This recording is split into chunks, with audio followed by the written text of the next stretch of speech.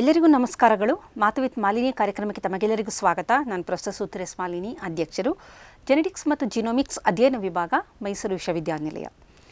ಇತ್ತೀಚಿನ ದಿನದಲ್ಲಿ ಹೆಣ್ಣು ಮಕ್ಕಳು, ಋತುಮತಿಯರಾದ ಹೆಣ್ಣು ಮಕ್ಕಳು ನಂತರ ಋತುಸ್ರಾವ ಆರಂಭ ಆದ ನಂತರ ಬಹಳಷ್ಟು ಸಮಸ್ಯೆಗಳಿಗೆ ಒಳಗಾಗ್ತಾ ಇರ್ತಾರೆ.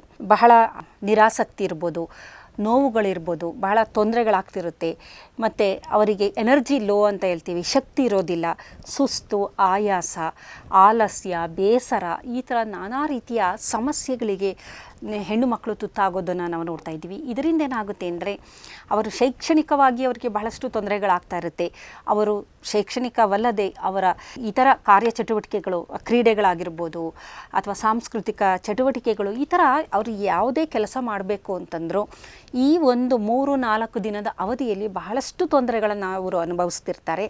ಮತ್ತು ಹೆಣ್ಣು ಮಕ್ಕಳು ಬಹಳ ವೀಕ್ ಅಂತ ಅನ್ಬೋದು. ನಾವು ಒಂದು ಸ್ಟ್ರೆಂತ್ ಅಂತ, ನಾವು ಶಕ್ತಿಯುತರಾಗಿರ್ತಾರೆ, ಬಹಳಷ್ಟು ಕೆಲಸಗಳನ್ನು ಮಾಡ್ತಾರೆ. ಹಿಂದಿನವ್ರನ್ನ ನಾವು ನೋಡಿದಾಗ ಗೊತ್ತಾಗ್ತಾ ಇತ್ತು ನಮಗೆ, ಮಹಿಳೆಯರು ತುಂಬ ಅದ್ಭುತವಾಗಿ ಕೆಲಸಗಳನ್ನು ಮಾಡ್ತಿದ್ರು. ಜನ್ರೇಷನ್ ಝಿ ಬಿಟ್ಬಿಡಿ, ಹಿಂದಿನವರು ಅವರು ಮನೆಯನ್ನು ಮತ್ತು ಅವರ ಕೆಲಸವನ್ನು ಎರಡನ್ನೂ ಸರಿದೂಗಿಸ್ಕೊಂಡು ಬಹಳ ಅದ್ಭುತವಾಗಿ ನಡೆಸ್ಕೊಂಡು ಹೋಗ್ತಾಯಿದ್ರು. ಆದರೆ ಇಂದಿನ ಪೀಳಿಗೆ ಏನಿದೆ, ಅವರಿಗೆ ಬರೀ ಅವರು ಶೈಕ್ಷಣಿಕವಾಗಿ ಅವರು ಏನು ಸಾಧನೆ ಮಾಡಬೇಕೋ ಅದನ್ನೇ ಮಾಡೋಕ್ಕಾಗ್ತಾ ಇಲ್ಲ. ಹಾಗಾಗಿ ಮುಂದಿನ ದಿನದಲ್ಲಿ ನಾವು ಯೋಚನೆ ಮಾಡಿದ್ರೆ ಅವರ ಪರ್ಸ್ನಲ್ ಲೈಫು ಮತ್ತು ಪ್ರೊಫೆಷನ್, ಕೆಲಸ ಮಾಡುವುದು ಜೊತೆಗೆ ಅವರ ಕುಟುಂಬಬದ್ಧ ನಿರ್ವಹಣೆ ಯಾವ ರೀತಿ ಮಾಡ್ತಾರೆ ಅಂತಲೇ ಆಶ್ಚರ್ಯ ಆಗುತ್ತೆ. ಇದಕ್ಕೆ ಕಾರಣ ಸರಿಯಾದ ಸಮಯದಲ್ಲಿ ಅವರಿಗೆ ನಾವು ನೀಡಬೇಕಾದ ಆಹಾರಗಳ ಕೊರತೆಯಿಂದಾಗಿ ಇಂತಹ ಒಂದು ತೊಂದರೆಗಳನ್ನು, ಅವರು ದೈಹಿಕವಾಗಿ ದುರ್ಬಲರಾಗಿದ್ದಾರೆ, ದೈಹಿಕವಾಗಿ ನಾನಾ ರೀತಿಯ ತೊಂದರೆಗಳನ್ನು ಅವರು ಅನುಭವಿಸ್ತಾ ಇದ್ದಾರೆ. ಹಾಗಾದರೆ ಇದಕ್ಕೆ ಮುಖ್ಯವಾದ ಕಾರಣ ಏನು ಅಂದರೆ, ಋತುಮತಿಯರಾದ ಸಂದರ್ಭದಲ್ಲಿ ಆ ಹೆಣ್ಣು ಮಕ್ಕಳಿಗೆ ನಾವು ನೀಡಬೇಕಾದ ಆಹಾರಗಳನ್ನು ಸರಿಯಾದ ಕ್ರಮದಲ್ಲಿ ನಾವು ನೀಡಿದಂಥ ಪಕ್ಷದಲ್ಲಿ ಏನಾಗುತ್ತೆ ಅಂದರೆ ಅವರ ಸ್ನಾಯುಗಳ ಬೆಳವಣಿಗೆ, ಅವರ ಮೂಳೆಗಳ ಬೆಳವಣಿಗೆ, ಮೆದುಳಿನ ಬೆಳವಣಿಗೆ, ರಕ್ತ ಸಂಚಾರ ತುಂಬ ಚೆನ್ನಾಗಾಗೋದು, ಆಂಜಿಯೋಜೆನಿಸಿಸ್ ಅಂತೀವಿ, ಅಂದರೆ ಬ್ಲಡ್ ವೆಸಲ್ಸ್ಗಳೆಲ್ಲ ಡೆವಲಪ್ ಆಗುವಂಥದ್ದು, ಮತ್ತು ಅವರ ಗರ್ಭಕೋಶ ಆಗ್ಬೋದು, ಮತ್ತು ಫೆಲೋಪಿಯನ್ ಟ್ಯೂಬು, ಅಂಡಾಶಯ, ಇಂಥದ್ದು ಎಲ್ಲ ತುಂಬ ಚೆನ್ನಾಗಿ ಅದು ಬೆಳವಣಿಗೆ ಹೊಂದಿದಂಥ ಪಕ್ಷದಲ್ಲಿ ಅವರಿಗೆ ಋತುಸ್ರಾವ ಆಗೋಂಥದ್ದರ ಸಂದರ್ಭದಲ್ಲಿ ಯಾವುದೇ ರೀತಿಯ ತೊಂದರೆ ಆಗೋದಿಲ್ಲ. ಆದರೆ ಇತ್ತೀಚಿನ ದಿನದಲ್ಲಿ ಆ ಸಂದರ್ಭದಲ್ಲಿ ಸರಿಯಾದ ಆರೈಕೆ ನಡೆಯದಿದ್ದ ಕಾರಣ ಮೂಳೆಗಳ ಬೆಳವಣಿಗೆಯಲ್ಲಿ ತೊಂದರೆಗಳಾಗಿರ್ಬೋದು, ಸ್ನಾಯುಗಳು ಸರಿಯಾದ ರೀತಿಯಲ್ಲಿ ಶಕ್ತಿಯುತವಾಗಿ ಬೆಳವಣಿಗೆ ಹೊಂದಿರೋದಿಲ್ಲ, ಮತ್ತು ಅವರ ಜನನೇಂದ್ರಿಯಗಳಾಗಿರ್ಬೋದು ಅಂಥದ್ರಲ್ಲೂ ಸಹ ಅದು ಪೂರ್ಣ ಪ್ರಮಾಣದಲ್ಲಿ ಶಕ್ತಿಯುತವಾಗಿ ಅವು ರೂಪುಗೊಂಡಿರೋದಿಲ್ಲ. ಕಾರಣ ಈ ಅಧಿಹಾರಯದಲ್ಲಿ ಎಲ್ಲ ಬೆಳವಣಿಗೆಗಳು ಅದ್ಭುತವಾಗಿ ನಡೆಯೋದ್ರಿಂದ ಇಂಥ ಸಮಯ ಇದೊಂದು ಕ್ರಿಟಿಕಲ್ ಟೈಮ್ ಅಂತ ಅನ್ಬೋದು. ಇಂಥ ಸಮಯದಲ್ಲಿ ಅವರಿಗೆ ಉತ್ತಮವಾದ ಆರೈಕೆ, ಪೌಷ್ಟಿಕಾಂಶಗಳನ್ನು ನೀಡುವುದರಿಂದ ಅವರು ಮುಂದಿನ ದಿನದಲ್ಲಿ ಶಕ್ತಿ ಹೊಂದಿ ಅವರು ತಮ್ಮ ಜೀವನವನ್ನು ಎಲ್ಲ ರೀತಿಯಲ್ಲಿ, ಅವರು ಪರ್ಸ್ನಲ್ ಆಗ್ಬೋದು, ಕೆಲಸ ಮಾಡೋದೇ ಆಗಲಿ, ಕುಟುಂಬನೇ ಆಗಲಿ, ಅದ್ಭುತ ರೀತಿಯಲ್ಲಿ ಅವರು ನಿರ್ವಹಿಸಬಹುದು ಅಂತ ಹೇಳ್ಬಹುದು. ಹಾಗಾದರೆ ಯಾವ ರೀತಿಯ ಆಹಾರ ನಾವು ಕೊಡಬೇಕು ಅಂದರೆ, ನಮ್ಮ ಪೂರ್ವಜರು, ನಮ್ಮ ಹಿರಿಯರನ್ನು ನೋಡಿದಾಗ ಬಹಳ ಹಿಂದೆ ಎಲ್ಲ ಋತುಮತಿಯರಾದಾಗ ಒಂದು ಕಟ್ಟುನಿಟ್ಟಿನ ಒಂದು ಸಂಪ್ರದಾಯವನ್ನು ಅವರು ಆಚರಣೆ ಮಾಡ್ತಾಯಿದ್ರು. ಅವರು ಬಹಳಷ್ಟು ದಿನ, ಒಂದು ವಾರ ಆಗ್ಬೋದು, ಕೆಲವು ಕಡೆ 15 ದಿನ ಅಥವಾ ಕೆಲವೊಮ್ಮೆ ಕೆಲವು ತಿಂಗಳುಗಳು ಅಷ್ಟೇ ಅವ್ರಿಗೆ ಆ ಒಂದು ಹೆಚ್ಚಿನ ಆರೈಕೆ ನೀಡ್ತಾಯಿದ್ರು. ಹೆಚ್ಚು ಮುತುವರ್ಜಿ ವಹಿಸಿ ಒಂದು ಆರೈಕೆ ಮಾಡ್ತಾಯಿದ್ರು. ಅಲ್ಲಿ ಅವರಿಗೆ ಹೆಚ್ಚು ಅವರ ಆಹಾರದಲ್ಲಿ ಉದ್ದು, ಅದರ ಜೊತೆಗೆ ಕೊಬ್ಬರಿ, ತುಪ್ಪ, ಮೆಂತ್ಯ, ಕಾಳುಗಳು, ಎಳ್ಳಾಗ್ಬೋದು, ರಾಗಿ, ಈ ಥರದ್ದು ಬಹಳಷ್ಟನ್ನು ಸಂಪ್ರದಾಯ ಅನ್ನುವ ರೀತಿಯಲ್ಲೇ ಅವರಿಗೆ ಕೊಡೋ ಅಂಥದ್ದು. ಆಮೇಲೆ ಚೆನ್ನಾಗಿ ಎಣ್ಣೆ ಹಚ್ಚಿ ಅವರಿಗೆ ಒಂದು ಸ್ವಲ್ಪ ಬಿಸಿಲಿನಲ್ಲಿ ಕೂರಿಸಿ ಅವರಿಗೆ ಸ್ನಾನ ಮಾಡಿಸುವಂಥದ್ದು, ಈ ಥರದ ಒಂದು ಆರೈಕೆ, ಒಂದು ಸ್ವಲ್ಪ ಎಕ್ಸ್ಟ್ರಾ ಕೇರ್ ಅಂತೀವಲ್ಲ ಅದನ್ನು ಮಾಡ್ತಾಯಿದ್ರು. ಆದರೆ ಇಂದಿನ ಜನ್ರೇಷನ್ ಝಿ ಅಂತ ನಾವೇನಂತೀವಿ, ಅವರು ಇದನ್ನು ಮಾಡಿಸ್ಕೊಳ್ತಾ ಇಲ್ಲ. ಮತ್ತು ಇದೆಲ್ಲ ಮೂಢನಂಬಿಕೆಗಳು, ಇದು ಯಾಕೆ ಮಾಡಬೇಕು ಅನ್ನುವ ಒಂದು ರೀತಿಯ ಮನೋಭಾವನೆ. ಆದರೆ ಯಾವ ಆಹಾರವನ್ನು ನೀಡಿದಾಗ ಅವರ ಈ ಒಂದು ಋತುಸ್ರಾವಕ್ಕೆ ಸಂಬಂಧಿಸಿದಂಥ ತೊಂದರೆಗಳನ್ನು ನಿವಾರಿಸ್ಬೋದು, ಅವರಿಗೆ ಹೆಚ್ಚಿನ ಶಕ್ತಿಯಿಂದ ಆ ಮಕ್ಕಳಿಗೆ, ಹೆಣ್ಣು ಮಕ್ಕಳಿಗೆ ಹೆಚ್ಚು ಶಕ್ತಿಯುತರವಾಗಿ ಸ್ಟ್ರಾಂಗ್ ಆಗೋ ಥರ ಮಾಡ್ಬೋದು ಅಂತ ನಾವು ನೋಡೋದಾದರೆ, ಮೊದಲನೇದಾಗಿ ಪ್ರೋಟೀನ್ಗಳು ಈ ಸಂದರ್ಭದಲ್ಲಿನೇ ಬಹಳ ಮುಖ್ಯವಾದ, ಇದೊಂದು ಕ್ರಿಟಿಕಲ್ ಟೈಮ್ ಅನ್ಬೋದು. ಕಾರಣ ಬೆಳವಣಿಗೆ ತುಂಬ ಫಾಸ್ಟಾಗಿ ನಡೀತಾ ಇರುತ್ತೆ. ಸ್ನಾಯು, ಆಮೇಲೆ ಮೂಳೆಗಳು, ಆಮೇಲೆ ರಕ್ತ ಪರಿಚಲನೆ ಆಗಿರ್ಬೋದು, ಮೆದುಳಿನಲ್ಲಿ ಬಹಳಷ್ಟು ಮಾರ್ಪಾಡು, ಇವೆಲ್ಲದೂ ನಡೆಯೋದ್ರಿಂದ ಬಹಳ ಮುಖ್ಯವಾಗಿ ನಾವು ಕೊಡಬೇಕಾದಂಥದ್ದು ಪ್ರೋಟೀನ್ಗಳು. ಅದಕ್ಕೋಸ್ಕರನೇ ನೋಡಿ ಆ ಋತುಮತಿಯರಾದ ಹುಡುಗಿಯರಿಗೆ ಹೆಚ್ಚಾಗಿ ಕಾಳುಗಳನ್ನು ಕೊಡ್ತಾರೆ. ಉದ್ದಿನ ಕಾಳು, ಹೆಸರು ಕಾಳು, ಕಡಲೆಕಾಳು, ಈ ಥರದ ಕಾಳುಗಳನ್ನೆಲ್ಲ ಕೊಡ್ತಾರೆ. ಹಾಲು, ಮೊಸರು, ಅದರ ಜೊತೆಗೆ ಮಾಂಸ, ಮೊಟ್ಟೆ, ಮೀನು, ಸೋಯಾಬೀನ್ಗಳು, ಈ ಥರದ್ದು ಹೆಚ್ಚು ಪ್ರೋಟೀನ್ ಯುಕ್ತವಾದ ಆಹಾರ ಪದಾರ್ಥಗಳನ್ನು ನೀಡ್ತಾರೆ.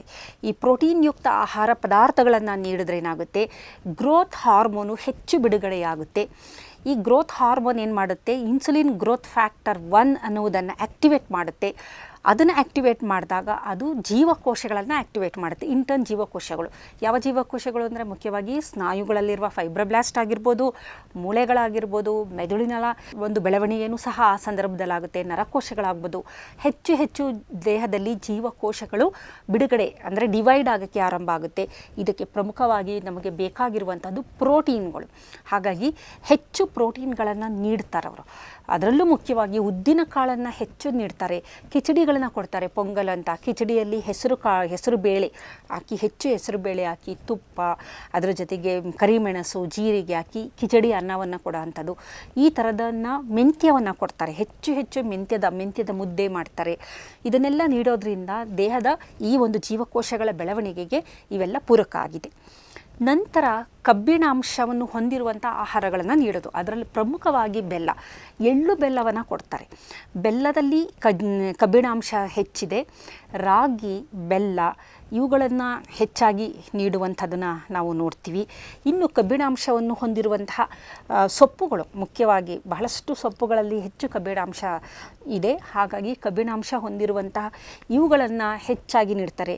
ಆಮೇಲೆ ಒಣ ದ್ರಾಕ್ಷಿ ಆಗಿರಬಹುದು, ಆಮೇಲೆ ಮೀನುಗಳಾಗಿರ್ಬೋದು, ಸಣ್ಣ ಮೀನುಗಳು, ಇವುಗಳನ್ನು ನೀಡೋದ್ರಿಂದ ಕಬ್ಬಿಣಾಂಶ ಏನಕ್ಕೆ ಬೇಕೋ ಆ ಒಂದು ಋತುಮತಿಯರಾದಂತಹ ಹೆಣ್ಣು ಮಕ್ಕಳಿಗೆ ಅಂದರೆ ಹಿಮೋಗ್ಲೋಬಿನ್, ದೇಹದಲ್ಲಿ ರಕ್ತ ಏನಿದೆ, ರೆಡ್ ಬ್ಲಡ್ ಸೆಲ್ಸ್ ಅಂತ ಕರಿತೀವಲ್ಲ, ಕೆಂಪು ರಕ್ತ ಕಣಗಳು, ಆ ಕೆಂಪು ರಕ್ತ ಕಣಗಳಲ್ಲಿರುವುದು ಗ್ಲೋಬಿನ್ ಎನ್ನುವ ಒಂದು ಪ್ರೋಟೀನು. ಹೀಮ್ ಅಂತ ಒಂದಿದೆ. ಹೀಮಲ್ಲಿ ಫೆರಸ್ ಅಥವಾ ಐರನ್, ಕಬ್ಬಿಣಾಂಶ ಇದೆ. ಒಂದು ರಕ್ತ ಬಿಡುಗಡೆ ಆಗಬೇಕು, ರಕ್ತ ಫಾರ್ಮ್ ಆಗಬೇಕು ಅಂದರೆ ಅಲ್ಲಿ ಕಬ್ಬಿಣಾಂಶ ಅತ್ಯಂತ ಮುಖ್ಯವಾದುದು. ಹಾಗಾಗಿ ಹೆಚ್ಚು ರಕ್ತ ಇದ್ದಾಗ ದೇಹದಲ್ಲಿ ಅವರಿಗೆ ದೇಹದ ಎಲ್ಲ ಭಾಗಗಳಿಗೆ, ಜೀವಕೋಶಗಳಿಗೆ ಆಹಾರ ಪೂರೈಕೆ ಚೆನ್ನಾಗಿ ನಡೆಯುತ್ತೆ. ಅದು ಇಲ್ಲದಿದ್ದ ಪಕ್ಷದಲ್ಲಿ ರಕ್ತಹೀನತೆ ಹೆಚ್ಚಾಗುತ್ತೆ. ರಕ್ತಹೀನತೆಯಿಂದಾಗಿ ಏನಾಗುತ್ತೆ ಅಂದರೆ ಅವರಿಗೆ ಆಯಾಸ, ಸುಸ್ತು, ಸಂಕಟ, ಏನೇ ಒಂದು ಸಣ್ಣ ಕೆಲಸ ಮಾಡಿದ್ರೂ ಆಯಾಸ ಆಗೋಂಥದ್ದು ನಾವು ನೋಡ್ತೀವಿ. ಯಾವ ಹೆಣ್ಣು ಮಗಳು ಈ ಸಂದರ್ಭದಲ್ಲಿ ಒಳ್ಳೆ ಆರೈಕೆ ಮಾಡಿಸ್ಕೊಂಡಿರ್ತಾಳೆ ಅವಳಿಗೆ ಮುಂದಿನ ದಿನದಲ್ಲಿ ಯಾವುದೇ ರೀತಿಯ ತೊಂದರೆಗಳು ಆಗೋದಿಲ್ಲ. ಆಕೆಗೆ ಎಷ್ಟೇ ಕೆಲಸ ಮಾಡಿದ್ರೂ ಆಯಾಸನೂ ಆಗೋದಿಲ್ಲ, ನಿಶಕ್ತಿ ಏನೂ ಇರೋದಿಲ್ಲ. ಆದರೆ ಯಾವ ಹೆಣ್ಣು ಮಕ್ಕಳು ಈ ಒಂದು ಸಂದರ್ಭದಲ್ಲಿ ಋತುಮತಿಯರಾದಾಗ ಸರಿಯಾದ ಆಹಾರ, ಪೋಷಕಾಂಶಯುಕ್ತ ಆಹಾರ ಪಡೆದಿರೋದಿಲ್ಲ, ಅಂಥವರಿಗೆ ಮುಂದಿನ ದಿನದಲ್ಲಿ ಅವರ ಜೀವನ ಪರ್ಯಂತ ನಾನಾ ರೀತಿಯ ತೊಂದರೆಗಳನ್ನು ಅವರು ಅನುಭವಿಸೋದನ್ನು ನಾವು ನೋಡಬಹುದು. ಇದರ ಜೊತೆಗೆ ಈ ಹೆಣ್ಣು ಮಕ್ಕಳಿಗೆ ಹೆಚ್ಚಿನ ಪ್ರಮಾಣದ ಕ್ಯಾಲ್ಶಿಯಂ ಮತ್ತು ವಿಟಮಿನ್ ಡಿಗಳ ಅಗತ್ಯ ಇದೆ. ಅದಕ್ಕೋಸ್ಕರನೇ ನೋಡಿ ಆ ಋತುಮತಿಯರಾದ ಸಂದರ್ಭದಲ್ಲಿ ಹೆಚ್ಚು ಎಳ್ಳನ್ನು ನೀಡ್ತಾರೆ. ಎಳ್ಳಿನ ಉಂಡೆಗಳನ್ನು, ಎಳ್ಳು, ಬೆಲ್ಲ ಹಾಕಿರುವಂತಹ ಅದನ್ನು, ಮತ್ತು ಹಾಲನ್ನು ಜಾಸ್ತಿ ನಾವು ನೀಡಬೇಕು. ಕ್ಯಾಲ್ಶಿಯಂ ಯಾವುದರಲ್ಲಿ ಜಾಸ್ತಿ ಇದೆ, ಒಣ ದ್ರಾಕ್ಷಿ, ಒಣ ಮೀನುಗಳು, ಈ ಥರದ್ದು, ರಾಗಿ, ಅದರಲ್ಲೂ ಸಹ ಕ್ಯಾಲ್ಶಿಯಂ ಪ್ರಮಾಣ ಜಾಸ್ತಿ ಇದೆ. ಯಾವುದರಲ್ಲಿ ಕ್ಯಾಲ್ಶಿಯಂ ಜಾಸ್ತಿ ಇದೆ, ಮುಖ್ಯವಾಗಿ ಹಾಲು, ಅದರಲ್ಲಿ ಕ್ಯಾಲ್ಶಿಯಂ ಪ್ರಮಾಣ ಜಾಸ್ತಿ ಇರೋದರಿಂದ ಅದನ್ನು ನೀಡಬೇಕು. ಜೊತೆಯಲ್ಲಿ ವಿಟಮಿನ್ ಡಿ, ಅವ್ರಿಗೆ ಎಣ್ಣೆ ಹಚ್ಚಿ ಚೆನ್ನಾಗಿ ಆ ಸಂದರ್ಭದಲ್ಲಿ ಆರೈಕೆ ಮಾಡ್ತಾರೆ. ಮತ್ತು ಸೂರ್ಯನ ಬೆಳಕಿನಲ್ಲೂ ಸಹ ಸ್ವಲ್ಪ ಹೊತ್ತು ಕೂರಿಸ್ತಾರೆ. ಕಾರಣ ಏನಂತಂದರೆ ಮೂಳೆಗಳ ಬೆಳವಣಿಗೆ ಚೆನ್ನಾಗಿ ಆಗಬೇಕು ಅಂತಂದರೆ ಸೂರ್ಯನ ಬೆಳಕು, ವೈಟಮಿನ್ ಡಿ ಬೇಕು. ಮತ್ತು ಕ್ಯಾಲ್ಶಿಯಂ ಅಬ್ಸಾರ್ಪ್ಷನ್ ಚೆನ್ನಾಗಿ ಆಗಬೇಕು ಅಂತಂದರೆ ಆ ಒಂದು ವಿಟಮಿನ್ ಡಿ ಬಹಳ ಮುಖ್ಯವಾದದ್ದು. ಕ್ಯಾಲ್ಶಿಯಂ ಅಬ್ಸಾರ್ಪ್ಷನ್, ನಾವು ಹೆಚ್ಚು ಕ್ಯಾಲ್ಶಿಯಂ ಸೇವನೆ ಆ ಸಂದರ್ಭದಲ್ಲಿ ಮಾಡಿದಾಗ ಆಸಿಫಿಕೇಷನ್ ನಡೆಯುತ್ತೆ. ಮಿನರಲೈಸೇಷನ್ ಪ್ರಾಸೆಸ್ ಅಂತ ಒಂದು ಪ್ರಾಸೆಸ್ ನಡೆಯುತ್ತೆ. ಇದು ನಡೆದಾಗ ಏನಾಗುತ್ತೆ ಅಂದರೆ ಮೂಳೆಗಳಲ್ಲಿ ಕ್ಯಾಲ್ಶಿಯಂ ಡೆಪಾಸಿಟು ಚೆನ್ನಾಗಾಗುತ್ತೆ, ಮೂಳೆಗಳು ಸ್ಟ್ರಾಂಗ್ ಆಗಿರುತ್ತೆ. ನಂತರ ಅವರಿಗೆ ಯಾವುದೇ ರೀತಿಯ ಫ್ರ್ಯಾಕ್ಚರ್ಗಳಾಗ್ಬೋದು, ಮೂಳೆಗೆ ಸಂಬಂಧಿಸಿದಂತಹ ತೊಂದರೆಗಳು ಏನೂ ಇರೋದಿಲ್ಲ. ಬಹಳಷ್ಟು ಶಕ್ತಿಶಾಲಿಗಳಾಗಿರ್ತಾರೆ. ಎಲ್ಲ ಕೆಲಸವನ್ನು ಅದ್ಭುತವಾಗಿ ನಿರ್ವಹಿಸುವಂಥ ಶಕ್ತಿಯನ್ನು ಈ ಹೆಣ್ಣು ಮಕ್ಕಳು ಹೊಂದಿರ್ತಾರೆ. ಹಾಗಾಗಿ ಕ್ಯಾಲ್ಶಿಯಂ ಅಂತೂ ಅತ್ಯಂತ ಅವಶ್ಯಕತೆ. ಈ ಸಂದರ್ಭದಲ್ಲೇ ನಾವು ತುಂಬ ಚೆನ್ನಾಗಿ ಇದನ್ನು ನೀಡಬೇಕಾಗುತ್ತೆ. ಇದು ಮತ್ತು ಗರ್ಭಿಣಿಯರಿದ್ದಾಗ, ಇದರ ಜೊತೆಗೆ ಹೆರಿಗೆಯ ನಂತರ ಈ ಥರದ್ದನ್ನು ಆಹಾರಗಳು ನಾನು ಏನು ಹೇಳ್ತಾ ಇದ್ದೀನಿ ಅವುಗಳನ್ನು ಹೆಚ್ಚಾಗಿ ನೀಡೋದ್ರಿಂದ ಕ್ಯಾಲ್ಶಿಯಂ ಮತ್ತು ವಿಟಮಿನ್ ಲಾಸ್ ಏನಿದೆ ಅದನ್ನು ತಡೆಗಟ್ಟಬಹುದು. ಮತ್ತು ಮೂಳೆಗಳು ಚೆನ್ನಾಗಿ ಬೆಳವಣಿಗೆ ಹೊಂದಲು ಸಹ ಋತುಮತಿಯರಾದ ಹೆಣ್ಣು ಮಕ್ಕಳಿಗೆ ಕ್ಯಾಲ್ಶಿಯಂ ಮತ್ತು ವಿಟಮಿನ್ ಡಿ ಅವಶ್ಯಕತೆ ತುಂಬ ಬೇಕು. ಕ್ಯಾಲ್ಶಿಯಂ ದೇಹಕ್ಕೆ ಸೇರ್ಕೋಬೇಕು ಅಂದರೆ ವಿಟಮಿನ್ ಡಿ ಬೇಕು. ವಿಟಮಿನ್ ಡಿ ಇರೋದು ಸೂರ್ಯನ ಬೆಳಕಿನಲ್ಲಿ. ಹಾಗಾಗಿ ಎಣ್ಣೆ ಹಚ್ಚಿ ಸೂರ್ಯನ ಬಿಸಿಲಿನಲ್ಲಿ ಸ್ವಲ್ಪ ಹೊತ್ತಿದ್ದು ಅವರಿಗೆ ಮಸಾಜ್ ಎಲ್ಲ ಮಾಡುವಂಥದ್ದು, ಎಣ್ಣೆ ಸ್ನಾನ ಅಂತ ಮಾಡಿಸ್ತಾರೆ. ಇದೆಲ್ಲ ಮಾಡುವಂಥದ್ದು, ಒಳ್ಳೆ ಪೌಷ್ಟಿಕದಾಯಕ ಆಹಾರ ನೀಡುವಂತಹದ್ದು ಇದೇ ಮುಖ್ಯವಾದ ಕಾರಣ. ಅವರು ಮುಂದಿನ ದಿನದಲ್ಲಿ ಅವರ ದೇಹ ಒಂದು ಮಗುವನ್ನು ಪಡೆಯೋದಕ್ಕೆ ಅಥವಾ ಎಲ್ಲದಕ್ಕೂ ಅವರ ದೇಹ ಸಿದ್ಧವಾಗಬೇಕು ಅನ್ನೋದಕ್ಕೆ ನೀಡುವಂತಹ ಒಂದು ತಯಾರಿ ಅಂತ ಹೇಳ್ಬೋದು. ಇದರ ಹೊರತಾಗಿ ಬಹಳ ಮುಖ್ಯವಾಗಿ ಒಳ್ಳೆಯ ಕೊಬ್ಬುಗಳು, ಫ್ಯಾಟ್ ಅವರಿಗೆ ಅತ್ಯಂತ ಅವಶ್ಯಕತೆ. ಕಾರಣ ಏನು ಅಂತಂದರೆ, ಹಾರ್ಮೋನುಗಳು ದೇಹದಲ್ಲಿ ಉತ್ಪಾದನೆಯಾಗಬೇಕು ಅಂತಂದರೆ ಎಸ್ಟ್ರೋಜನ್ ಆಗ್ಬೋದು, ಪ್ರೊಜೆಸ್ಟ್ರಾನು, ಬೇರೆ ಬೇರೆ ಎಲ್ಲ ಹಾರ್ಮೋನುಗಳ ಮೂಲ ಯಾವುದು ಅಂತಂದರೆ ಕೊಬ್ಬುಗಳು, ಕೊಲೆಸ್ಟ್ರಾಲ್. ದೇಹದಲ್ಲಿ ಕೊಬ್ಬು ಇದ್ದಾಗ ಕೊಲೆಸ್ಟ್ರಾಲಿಂದನೇ ಹಾರ್ಮೋನುಗಳು ಬಿಡುಗಡೆಯಾಗೋದು. ಅದು ಗರ್ಭಧಾರಣೆಗೆ ಹೆಣ್ಣಿನ ಒಂದು ಹಾರ್ಮೋನ್ ಯಾವುದು ಅಂದರೆ ಎಸ್ಟ್ರೋಜನ್, ಫೀಮೇಲ್ ಹಾರ್ಮೋನ್ ಅಂತೀವಲ್ಲ, ಪ್ರೊಜೆಸ್ಟ್ರಾನು, ಎಸ್ಟ್ರೋಜನು, ಇವೆಲ್ಲ ಚೆನ್ನಾಗಿ ಒಳ್ಳೆ ಒಂದು ಉತ್ತಮ ಮಟ್ಟದಲ್ಲಿ ಇರಬೇಕು ಅಂತಂದರೆ ಒಳ್ಳೆಯ ಕೊಬ್ಬುಗಳು ಬೇಕು. ತೆಂಗಿನ ಎಣ್ಣೆ ಆಗಿರ್ಬೋದು, ಎಳ್ಳೆಣ್ಣೆ, ಕಡಲೆಕಾಯಿ ಎಣ್ಣೆ, ಇದನ್ನು ಎಳ್ಳು ತಿನ್ನೋದ್ರಿಂದ, ಕಡಲೆಕಾಯಿ ಬೀಜ ತಿನ್ನೋದ್ರಿಂದ, ಮತ್ತು ಕೊಬ್ಬರಿ ತಿಂತಾರೆ ನೋಡಿ. ಸಾಮಾನ್ಯವಾಗಿ ತಮಗೆಲ್ಲ ಗೊತ್ತಿರೋ ಹಾಗೆ ಈ ಋತುಮತಿಯರಾದ ಹೆಣ್ಣು ಮಕ್ಕಳಿಗೆ ಕೊಬ್ಬರಿ ಬೆಲ್ಲವನ್ನು ಹೆಚ್ಚು ನೀಡ್ತಾರೆ. ಆ ಸಂದರ್ಭದಲ್ಲಿ ಹೆಚ್ಚು ಕೊಬ್ಬರಿ ತಿನ್ನಬೇಕು ಅಂತ ಹೇಳ್ತಾರೆ. ಎಳ್ಳಿನ ಉಂಡೆಗಳನ್ನು ನೀಡ್ತಾರೆ. ಕಾರಣ ತೆಂಗಿನಕಾಯಿ ಎಣ್ಣೆ ಆಗ್ಬೋದು, ಎಳ್ಳೆಣ್ಣೆ ಆಗ್ಬೋದು, ಕಡಲೆಕಾಯಿ ಬೀಜಗಳು, ಈ ಥರ ಕೊಬ್ಬು, ಒಳ್ಳೆಯ ಕೊಬ್ಬು, ತುಪ್ಪವನ್ನು ಕೊಡ್ತಾರೆ. ಹೆಚ್ಚು ಹಸುವಿನ ತುಪ್ಪವನ್ನು ಸಹ ನೀಡ್ತಾರೆ. ಮತ್ತು ಮೆಂತ್ಯದಿಟ್ಟು ಮಾಡಿ ಅದರಲ್ಲಿ ತುಪ್ಪದಲ್ಲಿ ತಿನ್ನುವಂಥದ್ದು, ತುಪ್ಪಕ್ಕೆ ಕೊಬ್ಬರಿನ ಸಣ್ಣ ಸಣ್ಣ ಚೂರುಗಳು ಮಾಡಿ ಅದರಲ್ಲಿ ನೆನೆಸಿ ಅದನ್ನು ತಿನ್ನುವಂತಹದ್ದು. ಈ ರೀತಿ ಮಾಡೋದ್ರಿಂದ ಹೆಚ್ಚು ಕೊಬ್ಬು ದೇಹದಲ್ಲಿ ಅವರಿಗೆ ಬೇಕಾಗಿರುತ್ತೆ ಆ ಸಂದರ್ಭಕ್ಕೆ. ಕಾರಣ ಬಹಳಷ್ಟು ಹಾರ್ಮೋನುಗಳ ಉತ್ಪಾದನೆಗೆ ಕೊಬ್ಬು ಬೇಕೇ ಬೇಕು. ಆ ಸಂದರ್ಭದಲ್ಲಿ ಸ್ವಲ್ಪ ಹೆಚ್ಚಿನ ಕೊಬ್ಬು, ಇದರ ಜೊತೆಗೆ ಅವರಿಗೆ ಕ್ಯಾಲ್ಶಿಯಂ ಜಾಸ್ತಿ ಬೇಕು ಅಂದರೆ ಮಾಂಸಾಹಾರಿಗಳಾದರೆ ಬೋನ್ ಸೂಪ್ ಅಂತ ಸೂಪ್ಗಳನ್ನು ನೀಡುವಂಥದ್ದು.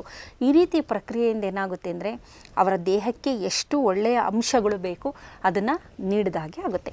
ಜೊತೆಯಲ್ಲಿ ವಿಟಮಿನ್ಗಳು ಸಹ ಅತ್ಯಂತ ಅವಶ್ಯಕತೆ ಇದೆ. ವಿಟಮಿನ್ ಸಿ ಬಹಳ ಪ್ರಮುಖವಾಗಿ. ಕಾರಣ ಕಬ್ಬಿಣ ಅಂಶ ದೇಹ ಅದನ್ನು ಹೀರ್ಕೋಬೇಕು ಅಂದರೆ ವಿಟಮಿನ್ ಸಿ ಬೇಕೇ ಬೇಕು. ವಿಟಮಿನ್ ಸಿ ಒಂದು ಅದ್ಭುತವಾದ ವೈಟಮಿನ್ನು.